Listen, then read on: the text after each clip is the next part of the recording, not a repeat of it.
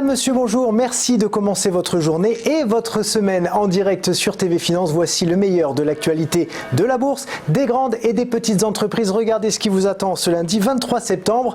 Vous découvrirez comment booster la performance collective des entreprises avec Marie-Aude Goumeau, directrice générale de Créagile, qui met en avant le travail collaboratif et le management participatif. L'ouverture de la Bourse de Paris, comme d'habitude, ce sera à 9h et aujourd'hui, lundi, on analysera tout ça avec Christophe Douane, cofondateur de Udoo.fr.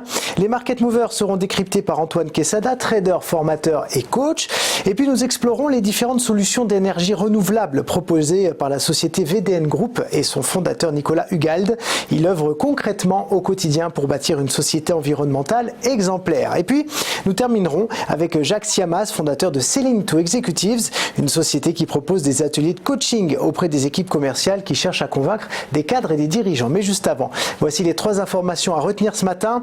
On commence avec XL Airways qui appelle Air France au secours. Vous savez que la compagnie low cost est en cessation de paiement. D'ailleurs, c'est aujourd'hui même qu'elle devrait être placée en redressement judiciaire. Et hier, dans le journal du dimanche, Laurent Magnien, le PDG d'XL Airways, a expressément demandé à Air France la tenue d'une réunion dans les prochaines heures pour mettre en marche des solutions de sauvetage. Je le cite, Air France peut bouger, le PDG du groupe Ben Smith en a le pouvoir, il doit mettre XL chez Air France. Alors voilà, c'est une déclaration qui peut paraître peut-être un peu pressante, brute de pomme, peut-être aussi un peu agressif, mais en réalité XL Airways et Air France avaient déjà négocié en 2017 et 2018 pour s'associer.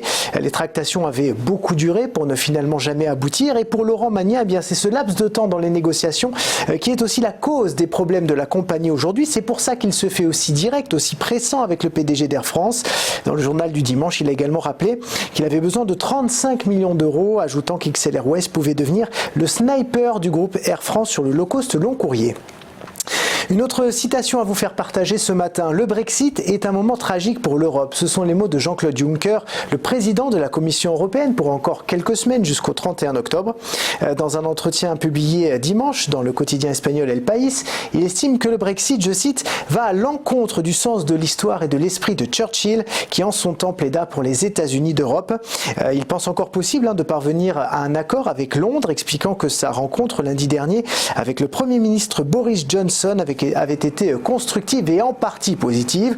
Et dans ce même entretien, Jean-Claude Juncker a également avoué regretter que la Commission européenne ne soit pas intervenue en 2016 lorsque le Royaume-Uni a décidé d'organiser un référendum pour la sortie ou non de l'Union européenne. Et on termine avec ces confessions de Bojan Vászlé, membre du Conseil des gouverneurs de la Banque centrale européenne.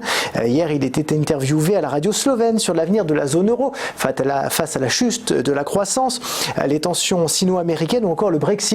Et il a notamment annoncé que la BCE prendrait de nouvelles mesures dans les mois, les trimestres et les années à venir pour endiguer la chute de la croissance observée au sein de l'Union. Il s'est également réjoui des récentes actions annoncées par la BCE, estimant qu'elles produisent déjà leurs effets, et a donc affirmé que la stratégie actuelle sera conservée. Allez, je vous propose un petit rappel de ce qui s'est passé vendredi sur les marchés du monde entier. Le CAC a clôturé en hausse de 0,55%, 5662 points. Le Dow Jones a perdu 0,59%, pas mieux côté Nasdaq, moins 0,80%. En Allemagne, le DAX est stable, plus 0,08%.